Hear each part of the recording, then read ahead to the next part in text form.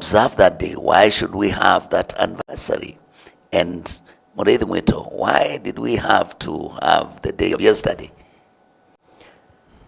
Well, first may I express my condolences and also wish strength and comfort to the bereaved families for the years past and until today.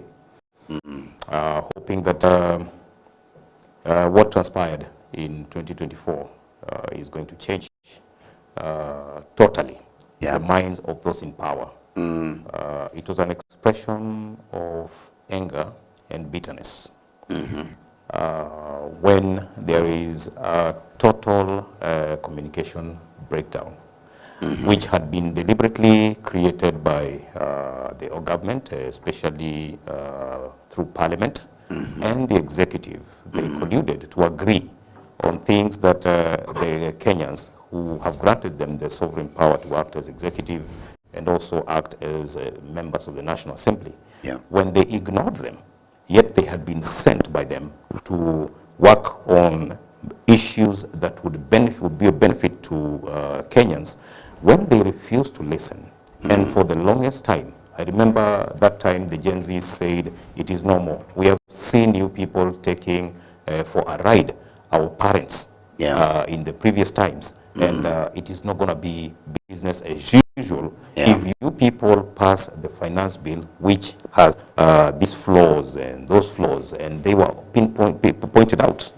And to that effect, there was a lot of, chest thumping. There was a lot of, braggadocio from some members of Parliament that was expressed openly and I would say shamelessly, because some of it came out as insults to the very same youth who are requesting you, please, you are omitting a very serious clause of the Constitution that dictates for public participation. And when you don't adhere to that, then it means the public will rise up against you. And that is what happened in 2024.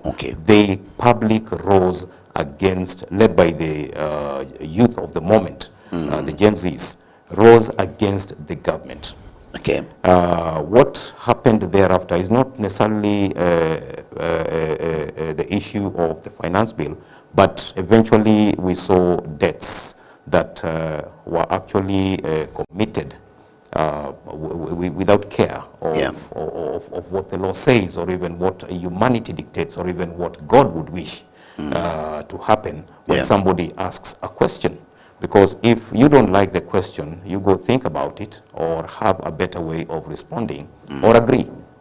Or settle on agreeing to disagree, but don't get to a point where you disregard and disrespect what everybody is trying to present. So commemoration of that day is actually anchored on what I have tried to explain, that it is important to commemorate not only this year, but even next year and any other year. Not forgetting that this is just a representation of what has been happening under the orders, which have led to police to the definition of what now we call police brutality. And now it has led to a point where we are not really respecting the law. We have introduced goons into a system that is managed by the law. Affairs of the country, just like in a home. I gave the example last time, there's a kitchen budget, security budget, there's a farm budget, and those you've hired to do that job are supposed to, to be accountable in that way and to cooperate in the citizens as the directors of this country process of performance evaluation, hiring and firing for those who are incompetent. They get fired for those who are coming into office afresh and are found competent. They come in, and for those who've done a good job, to continue with their job. So by the time somebody is being injured, by the time somebody is being maimed, by the time somebody is being killed, one life lost is too much. When we call them Gen Z, sometimes it undermines or it tones down the solemnity of that life. That is a Kenyan, whether they are underage or overage. That is a Kenyan citizen. If they are over 18, they are an adult. If they are under 18, they are a minor. And it should not be acceptable or tolerable for one life to be lost because somebody has found it necessary, to interfere with the process of how governance works in terms of accountability, in terms of the citizens holding leaders accountable. So the direct answer to your question is that because so many people lost their life that year, June 25th, 2024, and then more lost their lives on the first anniversary of that, which was June 25th, 2025. Okay. I think counts are going to 127. It is necessary for us so that the collective conscience of Kenyans remembers that, we should not get to a point, and there's a lot that leads us to a point where we have managers and governors, leaders of this country, politicians, MPs, senators, MCAs, women rep, elected leaders, president, deputy president, it should remind us that things have gone so far that people have to take to the street just to get proper governance from their rulers and or from the people who should be governing the country. So it's a solemn reminder of the solemn duty of the citizen when they are electing to give us proper leaders so that we don't end up in that place in the first place. That said, it's heartbreaking when you see that. I saw some of the mothers yesterday. They looked frail, they look emaciated, they look older than they looked. They look, grief has stricken them to the point you can see the bone through their skins. You can just see many have been crying. I didn't like what I saw in terms of, it should not, nobody should have to bury a child, whether they're an adult or a young adult or a minor, because of governance of this country. So we need to be serious about that, and that seriousness needs to start with the citizens themselves all the way to the leaders. Okay. The police and the Ministry of Interior and already assured Kenyans that it's going to be a normal working day, only to wake up and find that the roads are completely barricaded, not by protesters, but by the police themselves. What do you take this to be? One thing to note and highlight with Redick is that the definition of who a police officer is today is not going down without a connection to Gunism, because it has been ostensible in numerous occasions that police have been serving with a biased notion. And so when you see biased notion as in the innocent versus the goons, and the police would be seen working closely in support of the goons. Now, this is one thing. Just a minute. We take a short break and we are right back. We'll be right back. Just a short break. Okay.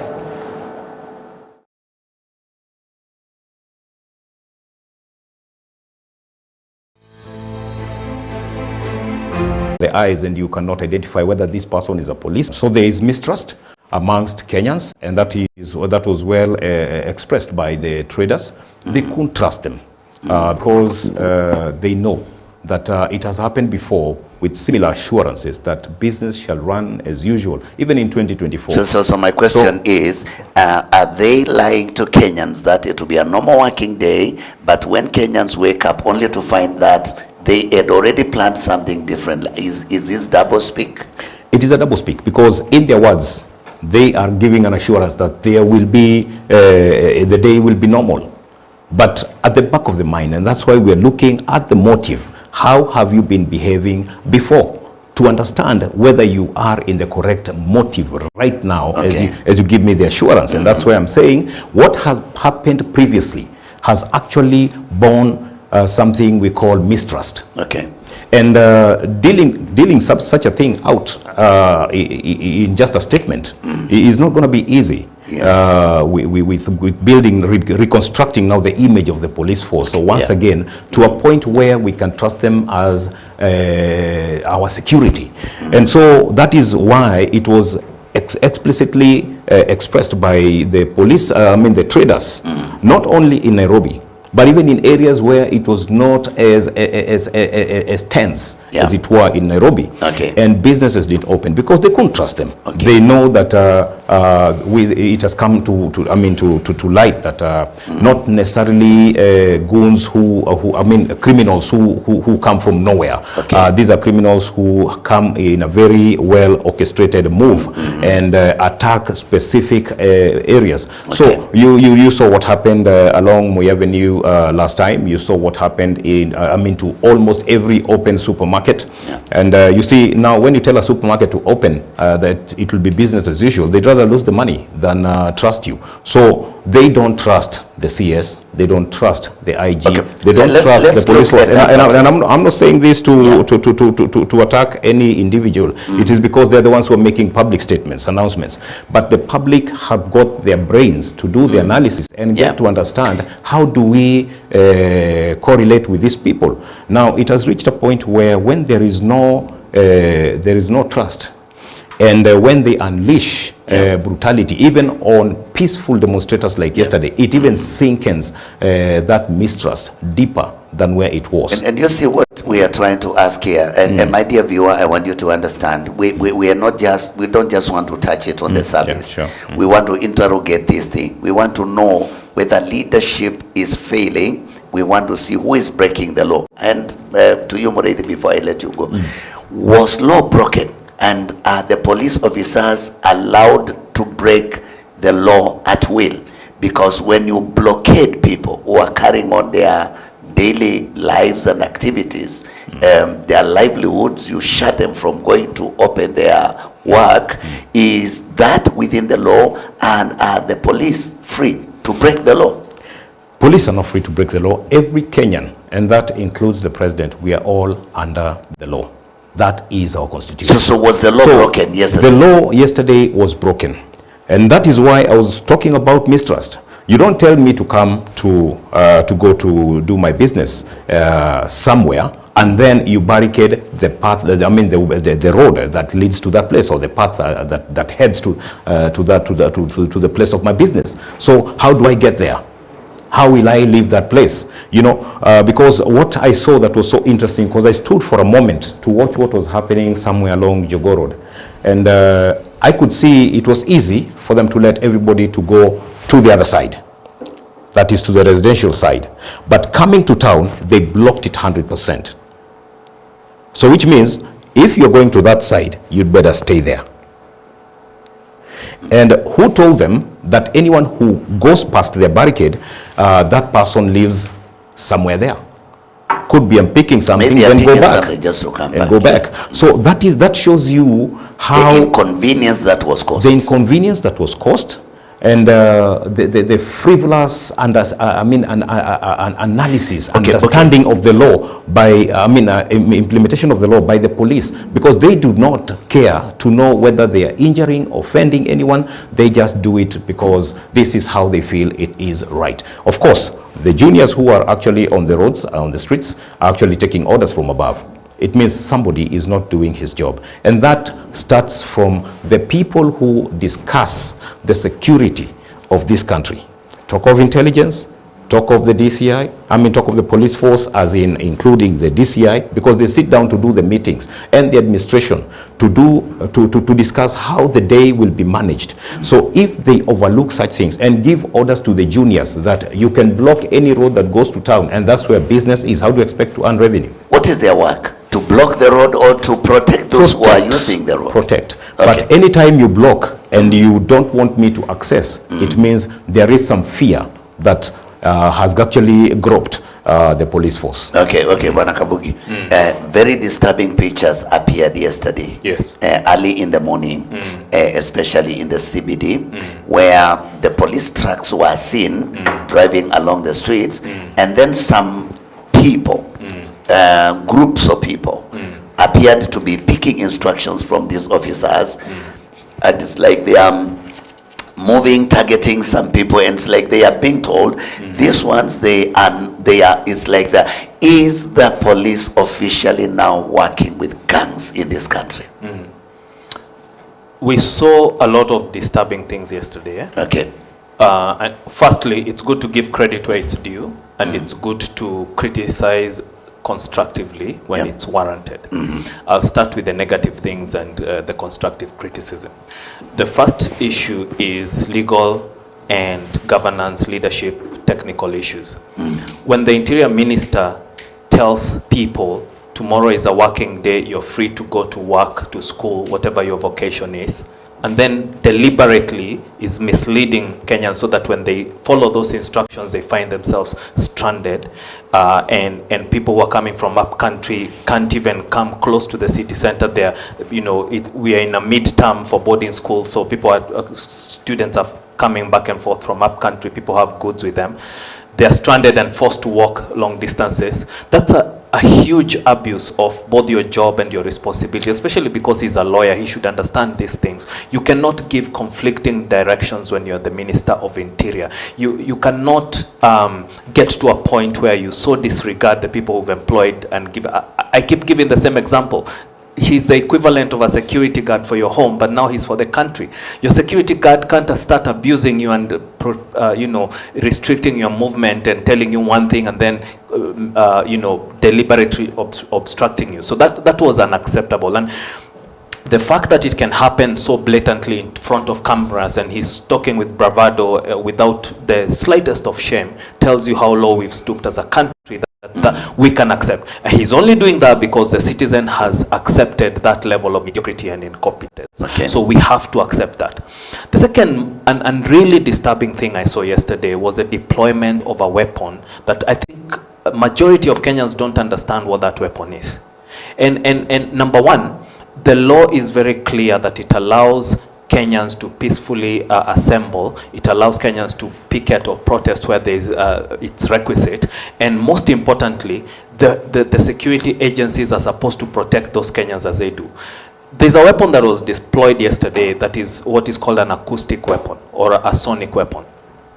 In technical terms, it's called LRAD, Long Range Acoustic Device. When it's used as a weapon, LRAW, which is long range acoustic weapon.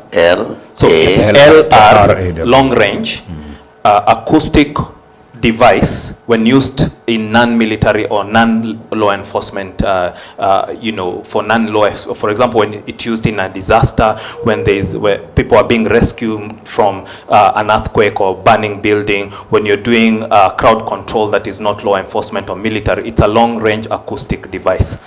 But the same device has the capability within itself to be a weapon. So it's called LRAW. Okay, it's called a long-range acoustic weapon. It's a sonic device. It's an acoustic device.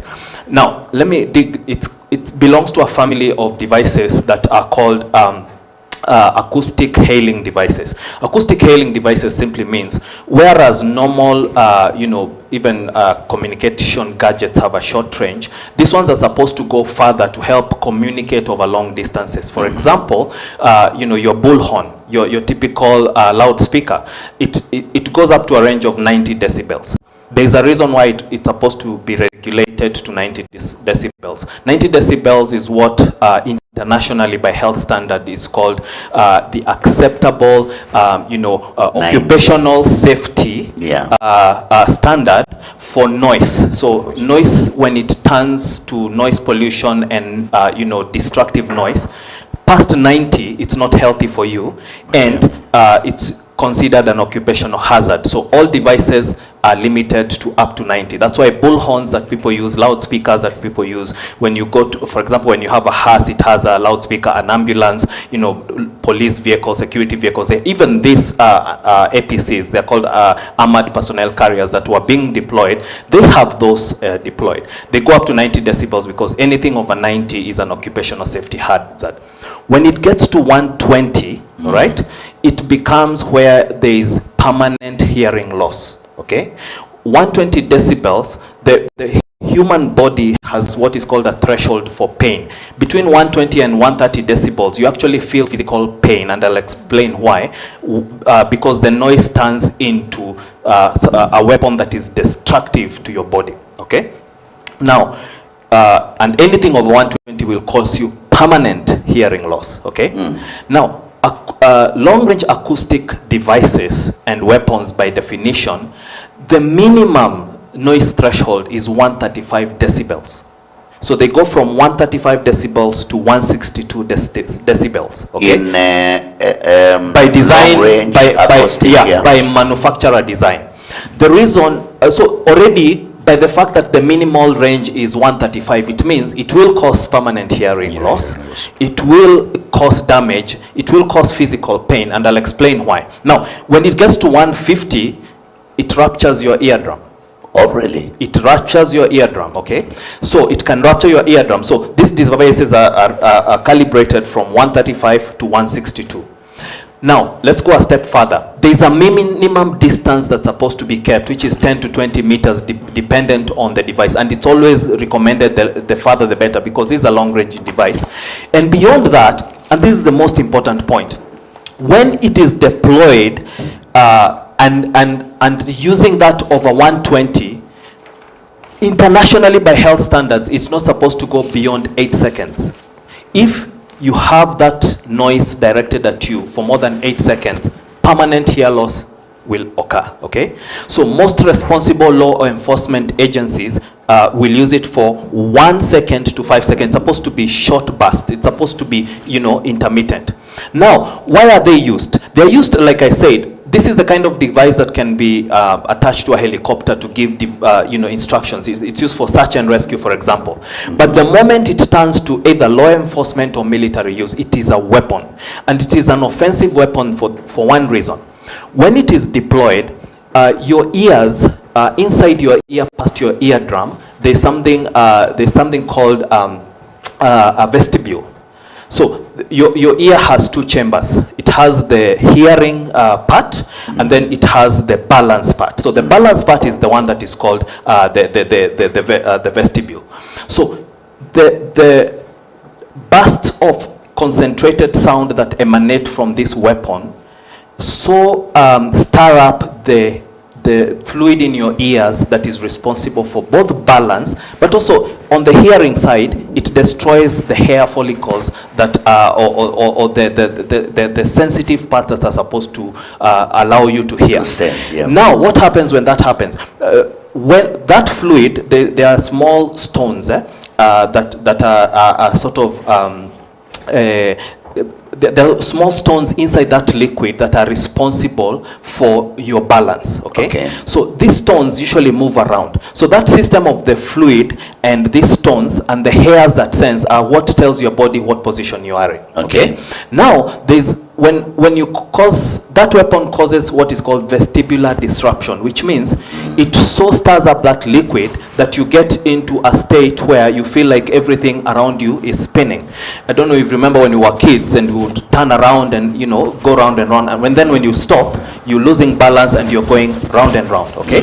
So that in itself is because that fluid, has been disrupted. So this weapon not only does that, it causes tinnitus, that continuous ringing sound.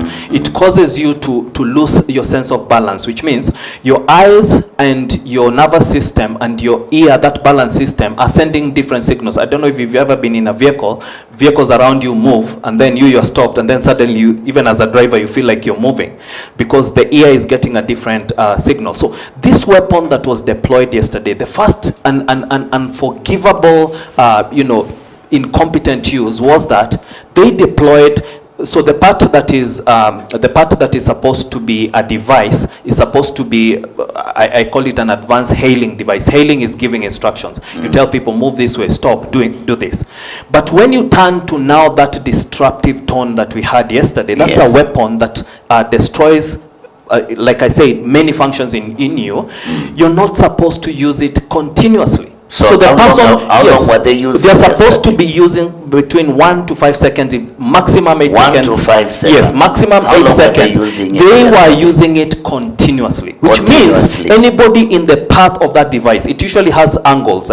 So the axis for that device, I believe, is 30 to 60 degrees. So it's supposed to direct concentrated burst of sound in 30 to 60 degrees. And everybody in that path who was subjected to that for more than that 8 seconds is can have hearing loss. Number two, you can lose your balance and fall, which means you don't even have equilibrium. You're like a drunk person, right? You can't stand straight. You can, you know. Number three, it causes confusion. It causes, your body now has a system which is motion sickness, how it responds to all these things. You feel nausea and dizziness. That's why you saw people react like that. It is very irresponsible for people to use gadgets that they are not properly trained for. Some of the police officers, are they aware of it? Do they even it is know clear. what it If is? this was Because the military, some of them, they were not covered in their ears, yes, and they were suffering the same. So you have one, it is So right somebody next. is releasing a weapon, Yes, that destroys everybody, including the police. and they're doing it with the themselves. excitement like a kid. So somebody is talking loudly and carelessly and still pinging that noise. Anything past 8 seconds is destructive. These are leaders of the country. These are children of the country. These are mothers and fathers of the country. You're right next to Parliament. That device has a range of up to 3 kilometers. As long as it's within, you know, That straight line. That straight line. Yeah. Okay. So anybody who was subject, and that's why you saw the reaction. You saw a whole governor getting onto a motorbike. You saw people running helter skelter.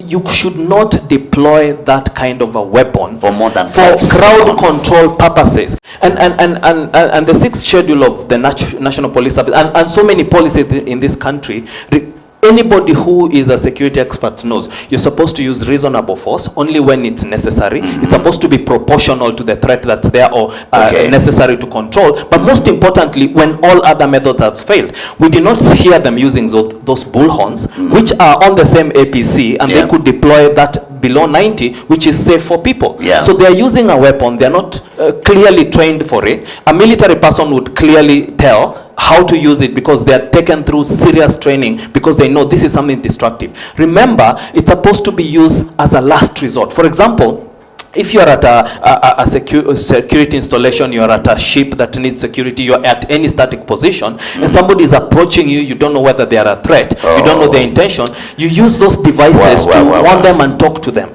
But now, by the time you deploy it as a weapon, you're actually using life force. You're destroying people's health and life. So we have to be a bit serious about deploying those things. Let me say that. Let me say enough of that, because we should not be careless, and there should be guidelines. People should be properly trained. There should be even acceptance that these devices are used only in certain circumstances. Beyond that, now you see that I had the inspector, my good friend Douglas Kanja, who's the Inspector General of Police. He's been using the word Jeshi la Polisi. Okay? It's not a Jeshi la Polisi, it's not a police force, it's a police service, because it recognizes the fact that no one does we are offering a sometimes service to the citizenry. Okay? So I saw a lot, and remember, a lot of what happens in a protest is a basic human instincts, okay? There's something called adrenaline when you feel you're threatened. In the interest of self-preservation and those, you know, instincts to fight, flight, we know what they are. When people get to a point where they are afraid is when anybody who's afraid, that's when you fight. If you're not afraid, you're calm. You're okay. To give you an example, I own security dogs, German Shepherds and Belgian Malinois. If I'm walking with them, I'm confident, that dog becomes like the best pet and puppy. It's totally calm because it recognizes that basically they are pack animals, so they follow the leader. So if the leader of the pack is afraid, then that's when the aggression comes out. When you walk around them, they'll injure somebody just for no reason. That's why you see police officers acting that way. That's why you see members of the public acting that way. We need to tone down this confrontation approach. And we talked about constructive criticism and giving credit where it's due. We saw cities like Mombasa. We saw where a whole city, things were managed the way they should be, because there's no adrenaline, there's no confrontation. People are not afraid without basis. Police did their work. One, the police service is supposed to offer security to the protesters. I had some policemen here in Nairobi arguing with some activists and saying, oh, your notice said up to 12 o'clock. One, that notice is for the protesters to be given adequate security. Number two, the law says up to 6 o'clock. We need to remove the ignorance that's there. But to give credit where it was due, number two, yesterday no life was lost. And that is a big deal here in Kenya. Like I said, cumulatively since June 25, 2024, 127 people have been reported dead, and others missing, many maimed, people injured. We saw compensation from the government, which is strange because in a court of law, compensation is a last resort when there's been a proper adjudication of these matters. When there's people are found, yes, when people are found culpable is when you now compensate. But now we're getting to a point where at least for the first time we are starting to see some sense prevailing, which means we did see there was no loss of life, there was no maiming to the extent there was a chief who was hurt somewhere and a few people here and there, but that is credit to be given. Now to this point of restricting people's movement and such behavior, these things are illegal. There's a court order specifically that prevents the police from erecting such barricades unless it's gazetted and the public is properly notified in advance. So we need to start respecting the public servants need to start respecting their employer so that you do not do the kinds of things we saw done yesterday. Overall, I am glad that things went the way they were because sense prevailed both on the citizen side as well as the authority side. And a very important point to note here coming out of that segment from Kabugi. Thank you very much. I think that is deep analysis of the situation. And I think you all police officers, with all due respect, you need to know which side you are. You need to know what you are called to do, and even beginning with the inspector and even the interior police, that you are no longer a police force. You are a police service. And a big part of the problem, the soonest we settle this, the better for everybody. And the biggest, that you are not a force, you are a police service. A big part of the problem that we have in this country is not the police themselves. These guys are really conflicted. They're trying to do their job, but you have people above you who are giving conflicting instructions. I saw some policemen drop their weapons. That's the biggest sin for any security personnel. I saw at least 2 instances, because that weapon can explode on its own, and so many things can happen, right? Just by dropping it that way. But these people are tense. You're giving them conflicting instructions. So if you are a police officer, what are you expected to do? So we need to straighten things in this country, and it starts from the citizens then electing proper leaders who are responsible and can do things the way they are supposed to be, and then we'll have such matters being conducted the way they should be. And Bwana Murithi, we have a lot to cover in this show of today, but we want to focus on the Constitution, and I want you to take us through very quickly on because my question and why I'm surprised is, are the police and the leaders, the people in authority, using unconstitutional means to manage the country? And I think that is critical. Is crucially important to analyze that. Are the police using unconstitutional means to handle situations in this country? And if they are using unconstitutional ways to silence people, to stop protests, what should happen? What should happen from there? Well, first of all, may I take this opportunity to appreciate the kind of great lesson that we have learned. I was keenly listening, and what we have observed is that there was excessive use of force. Not this time, not clobbering the people with the clubs and the butts of a gun. No. But we could use the weapon of noise. And I saw how people were struggling even to contain themselves with when the clanging sound went on. So what I'm trying to say is that I was coming to explaining police brutality at a certain point in time. Police brutality does not happen when you have put into correct perspective the laws that dictate how you should govern or offer your services, security services to the people.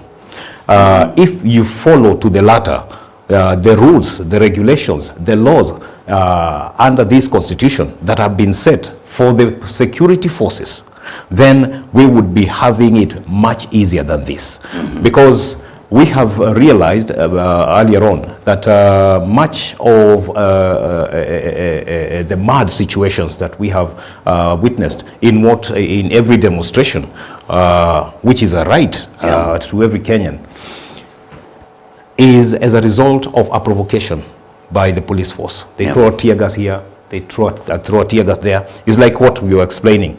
You say that we go to do our business and then you block the path, which means if we insist on going on, then it means you will unleash what you had planned. So you see, if we are truthful to our calling, if we are honest to our calling, then we would be able to be easy to adhere to the law. But what has been happening right now is that currently is that they have chosen to ignore, to despise the law and act as per their emotions. So what should happen? Should they be left to do what they want to do against the Constitution? I had mentioned earlier that the sickness is up there.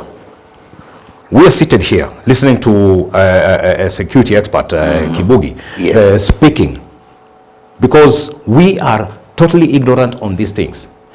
But assume that I am, and in this case use an example, the security experts are seated here and I'm the CS giving orders with my law degree, and everyone has his profession. That means you are sitting amongst people who understand, and that's what I'm saying. If they choose to be honest to themselves and to their calling, they would advise the CS on what type of order to give. If the CS would not sit with that political muscle that I am protected by the executive or wherever, and I have the power to say this as long as it augurs well with the executive. So he's acting as per, he could be acting as per the whims of the executive and not the interest of security service to the people. And that is where I'm saying, if the police, anyone who sits at the National Security Council, because it starts from there, anyone who sits in these committees, security committees that they set up, some which are perpetual and others which are set as a result of an emergency, like what was to take place yesterday. There must have been a committee that sat down to discuss how they would carry out this. Somebody must have said, can you please unleash the LRAP? Yeah, it is. Can you unleash acoustic device? Can you unleash this on guys who are carrying flowers, a bottle of water, and a flag? Please deal with them. They are a national threat. And you've heard where these kind of machines are used. That means there's somebody who is heartless and inhuman. Inhuman and heartless. Yes, and the law does not protect such. So if the law would take its course, we have the military that should not be even quiet now. Some of the people should be court-martialed, because this is something that is taken to war. And when you use such on innocent civilians, this device is supposed to be used in times of war. It does have law enforcement purposes, and the law enforcement purposes is very limited to situations, and it is a last resort, and it is when, if you're doing crowd control and you must use such a weapon, then you must have, it's a last resort. You must have tried to use.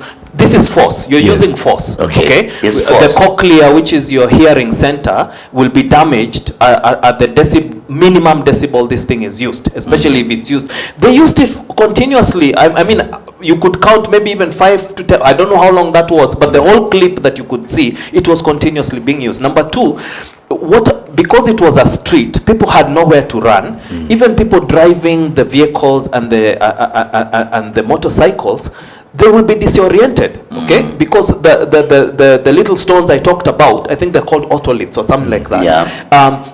When that system is disoriented like that, you can't even function. You lose your orientation, you lose balance. That's why you saw the reaction that you saw. And the unfortunate part is people, because they don't know what this weapon is, they don't know what to do. In fact, since we educate people on this show, next time you see such a weapon, there's a very easy way to. The first thing is, even industrial earmuffs and earplugs, even if you use both of them, cannot help you. Yeah. The first thing you do, if you do what? In industrial applications, there are things called earmuffs. They are the muffs, the you muffs, can put them on. And then there are earplugs that can be put under those, and when you combine those, you only save maybe 5 to 20 something decibels. Now if you cover with your hands, you save around 25 to 30 decibels, right? But the first thing you should do is look at that device, because it's huge, and see the radius, 30 to 60 degrees, get out of that axis. If you run in the direction that, like now it was a road and they ran in the direction that it was facing, it will keep acting on you. And that thing is so dangerous. Even if you're listening to a TV, you know, this is sound engineering at the highest level. Somebody should just get out of that axis, 30 to 60 degree axis, move in a lateral or you know. Even if you're listening to a television, a TV, you know, this device, it can affect if it comes that to device is the way it functions. You give it a normal sound file, or you give it a normal microphone sound, but it engineers and amplifies that sound to become a weapon. By the time it's becoming that 135 to 162, it is destructive. And that's why even law enforcement people know. That's why the application should be LRAD to law enforcement, which means long range acoustic device. You're using it to reach people of a long distance. The distance of that device is up to 3 kilometers. Okay? So yes, 3 kilometers. So that's why it's supposed to be used for disasters. When you have a large crowd that is noisy and it's over a large distance, when you use it as a LRAD device, that's proper application, because you're trying to save somebody from a burning building. You're in a helicopter, you're talking to people in a whole neighborhood, telling them to evacuate.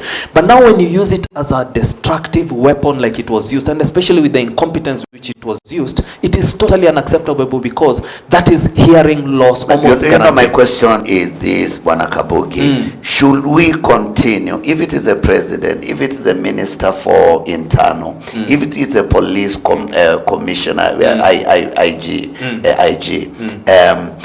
are we going to allow them to perpetuate this violence forever? I like. Isn't there anything we can do to stop the people in authority from this excessive force? I like the point my brother here just said. Okay, yes. The tail is wagging the dog instead of the dog wagging the tail. If you're a security professional, you should not allow something like that. First, you should educate yourself. This is not a toy that you play around with. Number two, like he said, there are governing structures in this country where people should educate, a minister like that, or whoever is making that decision, that this is not appropriate use of that weapon, not against the people who employ you. So we have a situation where, like I said, the tail is wagging the dog, because the persons we employ in this country to serve us as public servants have turned against the very employers that employ them, and now we have a situation where security professions can't even advise a whole minister or whoever is making that policy. This is not acceptable. And there's not a specialist in that area, but it cannot be addressed. There are rules of engagement that should prevent people from being exposed to such weapons. But beyond that, to zoom out to a specific question, we are becoming a lawless country, and it starts with the citizen. These leaders are doing this thing because the citizens tolerate it. Your leaders would not have the lack of courtesy, the bad manners, and the disrespect to tell you tomorrow go to work, tomorrow go to school, get out and do your normal business. And the following morning, they're the ones blocking your way and disrupting people, and people have to walk all the way. We know that, for example, upcountry vehicles, let's take Wayaki Way, which turns into Naivasha Nakuru Highway. All the Mombasa Road, the same. Yes. All these upcountry from Central, the same. From Garissa, they all come through these highways. When you block people, you're meaning somebody who was coming from upcountry, a child who was coming for half-term break from boarding school, people who come with goods and service, and especially people who come with, gunias of perishable goods. Yeah. You're telling them to stop to drop somewhere, they cannot proceed. Why? Because somebody is afraid. Like I said, fear is the reason we have all these problems. If somebody was a competent, and remember, aggression and the kind of mismanagement you're saying subsidizes incompetence, because somebody knows they're incompetent is why they have that fear in the first place that is causing all this aggression. The fact that somebody is not doing their job properly is why we have all these issues. If these this country was running properly. And like I said last week, the main blame sits with the citizens first, because they are the people who are giving us shoddy leaders. And then when these things happen, we allow them. Thank you to the kids of this country. Thank you to the Gen Z, because this whole thing only happened because the young people of this country said, enough is enough. You know, we cannot employ you as civil servants. And let me tell you something. People think they know the outcome of the coming elections. They don't know. Because these young people may be quiet, but they are evangelistic. They are not like their parents, okay? They will talk to their brother, their sister, their mother, their father. They're the ones who are jobless in this country. They're the ones who are surviving. They're the ones who are saying their country is mismanaged. Guess what? The legacy of this country, they will inherit the country we live. So we have to get to a point where we are serious as citizens in the kind of leaders we give ourselves. I saw something also that broke my heart. I don't know who is advising the president, but they are not doing their job. There's a tone deafness. People should read the emotional room, and people should read the mood of the country. You should have basic courtesy, basic manners. There's no way mothers are crying for people who are dead, and then you instead of either just sitting silent and let it in a solemn way, or in a way becoming stepping up. Yes. Bringing people together. They're saying development projects that are used to bribe voters so that they think their leaders are working and hoodwink them. Things were being launched yesterday and all that. Somebody is not advising the president properly. Okay? And it's not these people not doing their job at the top. Even the president himself should just sit back and think, you know, what am I doing? Okay. You know, so we have a total breakdown. And you know, Panakabugi, we are not coming to the place where I get answers, because I'm trying to see, is there anything legally we can do?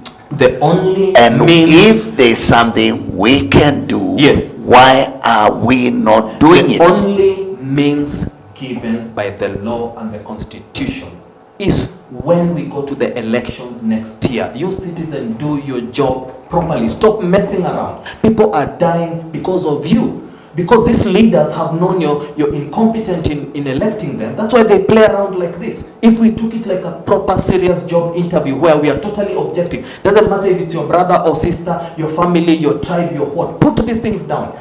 Look at the leaders you're giving us and see this is the root cause. And you know what? If we do the same, they say insanity is doing the same thing over and over and expecting different results. If we deliver the same caliber of leaders in this country next year, then we should keep quiet for 5 years and let them do whatever, all these things, the gross disrespect in your face that they are doing. And let me tell you something, the leaders are tuning to what the people will accept. So the people being serious. So the answer to your question is very simple. So, the only means given by the Constitution and the law is for the citizens who are the directors of this country to elect the executive. The executive appoints the cabinet. They elect executives from county level MCAs, from constituency level, members of parliament, women's rep, senators, governors for counties. You know, we need to be serious about the job we are doing electing these leaders. Thank you. That is what the Constitution affords. Bwana Muriithi, losses were incurred yesterday. Who should be pinned down? Who should pay for it? Because if somebody was carrying perishables and the police have blocked the road, literally you can photograph it, you can take pictures and show that it is the police. You mean that person, there's nowhere they can go for redress? Well, I think I'll join this with that response that has come from my friend. Okay. Yeah. The solution to this is not really the law, because to obey the law is a personal choice. Okay. To disobey the law is a personal choice. Okay. So which means there must be an attitude that drives me into thinking or acting the way I do. Which means that if I have that attitude that despises the law cannot change me. Okay. That's why you will jail a small thief, take him to jail, and a big thief comes in. And while in jail, while he is discussing with the other jailers, especially who are in that robbery thing, he will advise them on how to do it better, bigger, and with greater impact. They come out and you wonder, how come jail didn't change this person? It's because when one goes even to jail, I have to decide to change at some point, or choose to decide to avenge or revenge when I come out, or take it to escalate it to the next level. It's a choice. And like I said, the failure in our security system is just a deliberate choice of not being honest to one another up there. It's just a deliberate choice of not being truthful to one another up there. Because maybe, and I'm imagining, I sit there as a CS and I say, I'm the one who pays your salary. So don't try to lecture me so much on this. I also have an idea. You understand? Yeah. Or don't assume I know nothing. I'm not saying that's what they say, but these are the kind of things that are expressed even without saying that there are some things I know. Okay, so what I'm trying to say is that I'm not just blaming it on the CS alone, but even if the security system, as you've heard us say here, is that if they would be truthful and honest to themselves, then it means that if these attitudes are actually exercised the right way, admitting that every person, and that is in the security system, is acting in the correct attitude, that cares for the people, then things would be different. Okay. If the citizens themselves would have a different perspective on what the law is all about and how much powers it grants them, they would exercise the power to say no to the wrong things and yes to the right things, and stand by it without being compromised or seduced into believing or changing their stance simply because they have been compromised. What is happening and what is affecting us even in such events is because there is that political mindset. Tumelipwa nini, tutapata nini, tutafanya, tutapokea nini, tutapokea lini.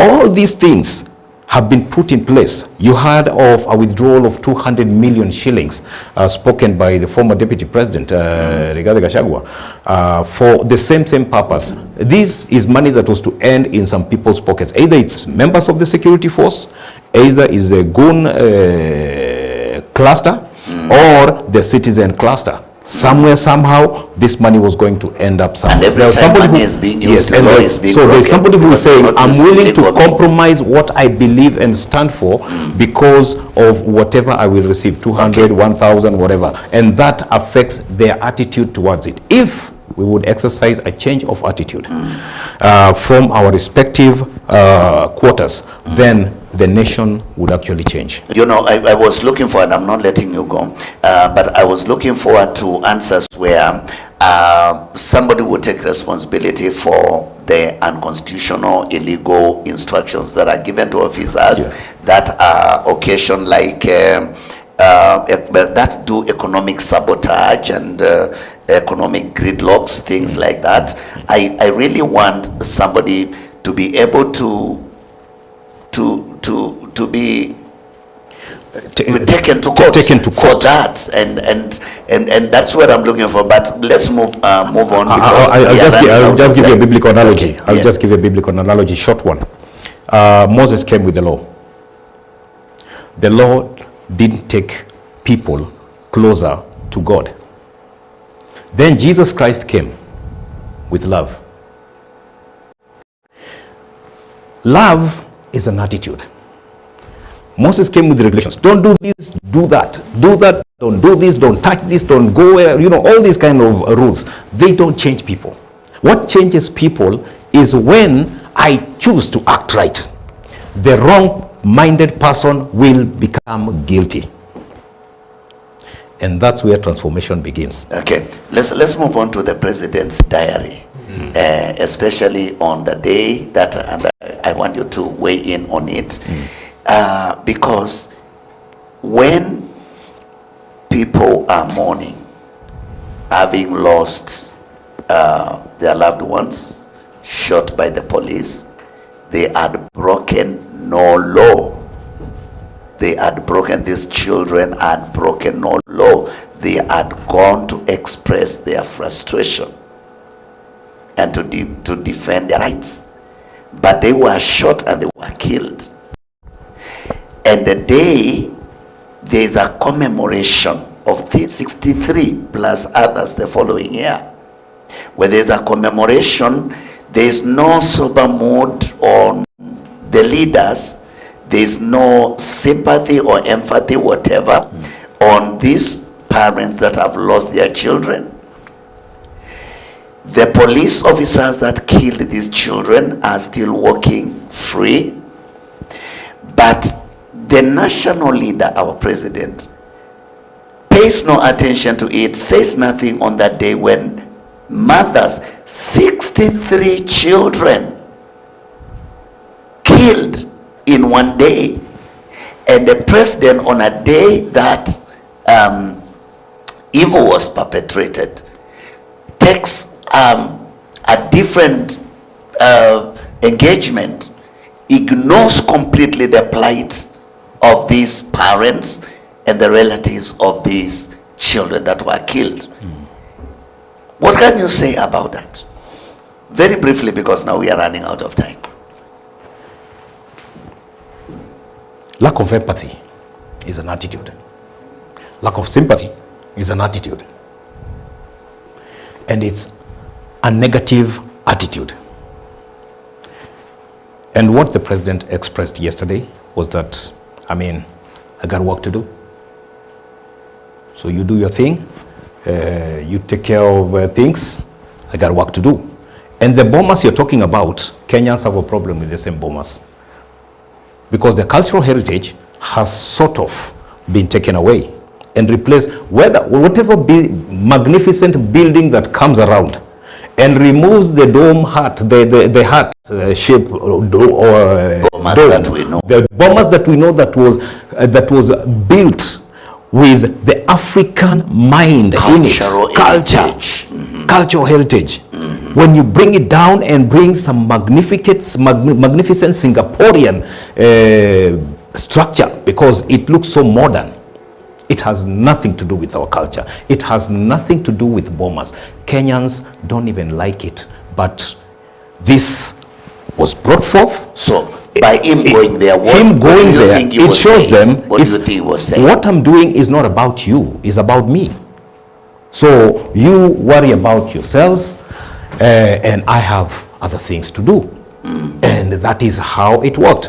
You can imagine if the president made a statement with two flags, the presidential and the other one, national flag, and say, Kenyans, I beg you, maintain peace as you do get around doing your thing today. I understand it is your right to picket and demonstrate. Please do it peacefully. Even the security organs that had planned whatever they had planned, on that note, everybody will adhere. Okay. But he chose not to exercise his powers and the rights accorded to him. Leadership. So leadership, we have a big problem, a big gap in terms of, you see, when you lack this kind of attitudes that are virtuous, when you don't exercise them, it becomes a problem. Okay. But because God is on the throne, yes, sometimes you never know what God can do. Bwana Kabuki. Yes, The president is inspecting the building of bombers. Yes. I understand maybe it is even a lease that Kenyans will continue paying the investor that is doing that work for I don't know how many years. So is not really that is going to benefit immediately, or only that meetings are going to take place there, but the economic value of it may not be felt because we are paying off for whatever was signed in. But the president, that's where he goes on the day that Kenyan mothers are crying for their babies. What do you read from that? The first thing is, where he went speaks a lot. He went to the venue of Bomas of Kenya, where there is multinational standard event and conference center being built. he was reacting. There's been in the news, one of the media houses really highlighted promises that have not been kept. They call them lies because sometimes it just, the way they were said and the blatancy with which they were said, you know, you clearly say something you know cannot happen or will not happen, and he was held to account for that. So he was reacting to that, all right? Okay. So that's the root cause. He's reacting to citizens saying that he's not doing his job and keeping his promises. So last minute he's trying to quickly keep his promises. That's number one. Number two, like I said, there's protocol. The president has handlers. He has a chief of staff. You know, there's a controller of State House. There are people around him whose job it is to advise him properly. He has senior advisors. He has all kinds of circles around him that should tell him it is wrong when a country is remembering the day the young people of this country said you've gone too far and you cannot impose on us a finance bill that is as corrupt as it was and as incompetent as it was and as destructive and imprudent as it was. And they went out on the streets. The day that the mothers are commemorating those who were killed, the day that, you know, the country is remembering such on such a solemn occasion, you can't go to this, which has become a habit, you know, going to construction sites that are not finished, going and launching projects even though they are not ready to be launched, just campaigning an almost shameless political show. But that's what I'm saying. He's responding to citizens, and he's responding to what he thinks citizens will tolerate. Number one, somebody around him should advise him. It is intolerable. It is intolerable, unacceptable. It is unprofessional. It is the most basic courtesy you can do is on such a solemn day, be the leader of this country. Let me tell you something. The president of a republic like Kenya is endowed with so much power, responsibility, and with it comes accountability. You're the person supposed to bring Kenyans together. You're supposed to be a national leader. You're supposed to inspire people. You're supposed to bring national unity. You're supposed to be the consoler number one when people are crying. You're supposed to be the person who reaches out and say, I understand your concerns. I understand your fears. But we're seeing, you know, and not just him, in the whole structure, the whole spectrum of leadership, just arrogance, in your face arrogance, and lack of manners, lack of respect. Just, we are seeing things that are just beyond acceptable. Let me ask you a question.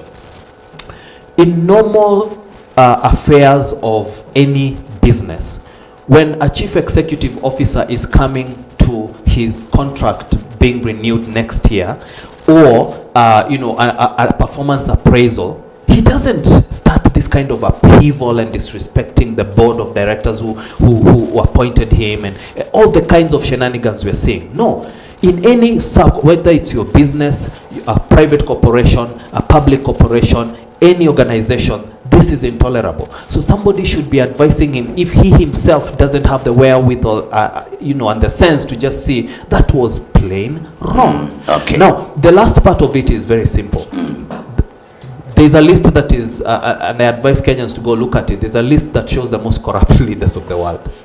Okay? And it tallies all the leadership of all countries. I think there are 180 that are ranked, or thereabouts approximately. Current or even including the retired. So it usually should apply to leaders of country who are sitting. Okay. He came number 2, which means, and not number 2 from the top, because the list, it's in the reverse. He came second last, and he only lost to a deposed leader of Syria as the most corrupt leader in the world. That is, and this is why I'm saying, we citizens of this country have created a situation where it is acceptable for these things to happen. We are not running the affairs of this country. We are not taking our jobs seriously. So I saw yesterday an unfortunate scenario where the consoler number 1, the person we look up to, whom we've delegated authority to lead this country, to bring people together, to unite us and to comfort when there's grief, busy lodging incomplete projects or telling people this is what I've done, because he had been challenged in the media, and doing things that are just plain inappropriate and unprofessional for a country that is mourning. But most importantly, not just him, but my brother said it clearly, people get their signals from the leaders above them. Who is the leader of the president? It is the citizen who are appointed. So he's getting a signal from his leaders that it is okay to lower the standard to the levels of incompetence we are seeing. His ministers are getting the signal from their leader that it is acceptable for them to tell people go to work, go to school, and then disrespect them and cause all kinds of chaos in addition to economics. When you do the exact opposite, it's called double speak. And when you see leaders engaging in not just double speak, but speaking from both sides of their mouth, you're saying this with the right one side, and on the left cheek you're saying the opposite. Okay. It shows that we have lost direction as a country, and we need to remember as leaders, every citizen of this country is the director of this country. Remember your job and do it properly, and let's stop joking around with it, because we are producing leaders of that caliber. Thank you. Yeah. I think we have run out of time, and we have had one more issue to deal with, the compensation, because how are we marking anniversaries and the people that suffered the most, and the victims have not been compensated, and we have just run out of time. But if you can say just one last thing, and then we close. Bwana Muridi. Good. I think we have said more of what would have been spoken about yesterday. And I think I would add Kenyans to be more patriotic. We have the gadgets that we use in our research, information transmission, and receiving information and details. I think it is time we also, as Kenyans, be very fair to ourselves. Because I have discovered that there are some reports when I was working with an international media house, China Radio International. There were some researches I discovered that if it is presented by somebody from the West to the United Nations, it is well promulgated than a research finding that is presented by an African. So the issue of bogging down, suppressing, oppressing Africans, reminding them slavery, reminding them colonialism, is when we kept reminded that we have leaders, we have a government, we have a people who don't meet the standards of the intended or the desired standards set by them. So sometimes they will come and tell us, your president is worse than any other president in the world. Our president may have a problem of not listening and acting as per his interest or whims. What difference does it have? And you can't see Donald Trump in the list as the least person who does not even listen to either whichever organ of his state and makes statements that would show you that this person does not have respect for humanity. When he walks into a country like Venezuela, picks a president and says, I will install a president who will do what I want him to do, and I'm doing this for the interest of Venezuelans and Americans. Are Americans Venezuelans? Then we don't see such a person brought forth in that list. So such lists, such reports, we don't go by them. Let's be patriotic. We will hit at whatever it needs to be hit, struck, so that we can cause the needful change. If I'm not listening, I will learn to listen. And we are not badly off. But I think when we tone down these the politics that is there at the moment, and this will happen in August 10th, 2027, then that means that we can have a different atmosphere. But as at now, every Kenyan must start dealing with the correction of our attitude. Okay. Bwana Kabugi, I know. Firstly, I'll rebuttal that very quickly. I encourage people to go look at that report because it's locally generated, comes from very objective factors, and there are many things that add up to that, and it is very clear by the time you get to that point, and everybody knows the truth. And so let's also not deceive ourselves. Number two, let's not run our country on you can't run your household based on your neighbor's house. Let's first clean up our house and the first step, half of correcting the problem is accepting that there's a problem, and then we fix it. But to answer your question, which was about compensation, number one, the first problem I saw is that there are people who are not being compensated appropriately. So that needs to be fixed. There are people who've been in the news, shot 7 times, somebody's bullets just got removed the other day. And there's a way that system is not working properly. Okay. Secondly, by the time you're compensating people, that should be the last step. Okay, there's something called reconciliation, truth, justice, reconciliation, which is the route they took. If it was in a court of law, it is the court that would be saying this is a compensation, which means you are acknowledging that a crime was committed. So since the government is acknowledging that a crime was committed against its citizens, there should be some level of accountability and justice that goes beyond that, so that we don't see these things happening again and again with impunity. The last point I want to say is there is no way we should accept our country to descend to the rule of the jungle. So we need to have at least a minimum basic. This is a very productive country. We have the capacity to become a second world, a first world country. We have the capacity to be, in many ways, we're the beacon of the world in so many ways. But when we tolerate some basics, there are some basics we should say at a bare minimum. Let us have the governance of our country running the way it should, because we are having a really major problem in this country where business is not running the way business should be.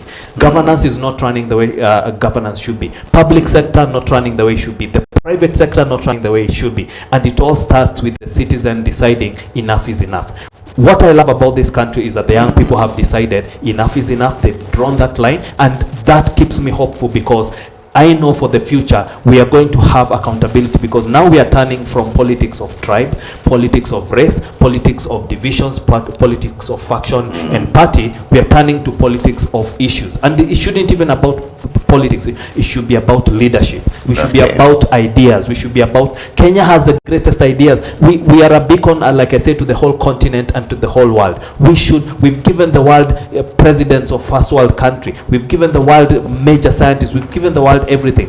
If we started focusing on ideas, if we started our politics were based on issues, if it was a proper job interview so that people get the right jobs, the right people for the right jobs, those that are not performing get fired, those that are performing proceed on with their if as Kenyan citizens we can start from there, we will be great. If we don't, then we should blame nobody for the next 5 years, and these guys will not have a country to live in. Okay. Yeah.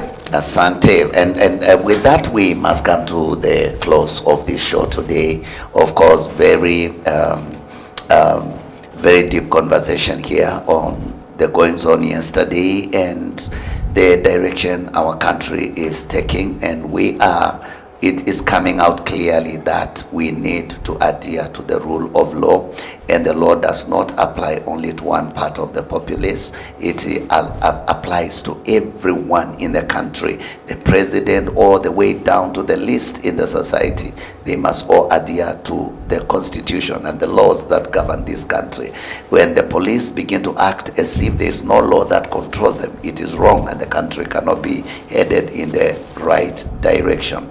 Many things happened, and we have learned a lot. Even the new, because I saw it on the social media, somebody talking about that sound boom, that disturbing noise. They did not know what kind of weapon that was. And now we came to, we have been educated that it is a weapon that can permanently damage your hearing capacity and ability. But even to do more, it can disorient drivers while they are driving, disorient motorbikes when they are motorbike riders when they are riding. It can make people collapse on the streets because it completely disorients. That you cannot even know whether you are standing upright or you are standing upside down. Yes. Because the disorientation that comes from long-range acoustic device that was applied yesterday. We have also learned that it should not be blasted more than 5 seconds. And yesterday that was floated, and that is why we say that was excessive force. And even some of these police officers, I know they are going to be examined, and they will find that there's a lot of damage that has happened to their hearing. It is not safe. It should not be done. That whoever said that weapon can be unleashed against innocent Kenyans, it was wrong. It should not. We have not reached that place where we can damage all lives because of fear. That we are fearing this and the other. Anyway, we have to call it a day, but the greatness in leadership is not in the big structures that you put up, but it is in the way you treat the people you are leading. Leadership is not in the big roads, the infrastructure, the projects that leaders do. Leadership is in how you treat the people that you are leading. Compassion. And that is exactly leadership. Yes. God bless you, and we call it a day. We do it again next Friday, and from all of us here is bye-bye, and God bless you. Amen.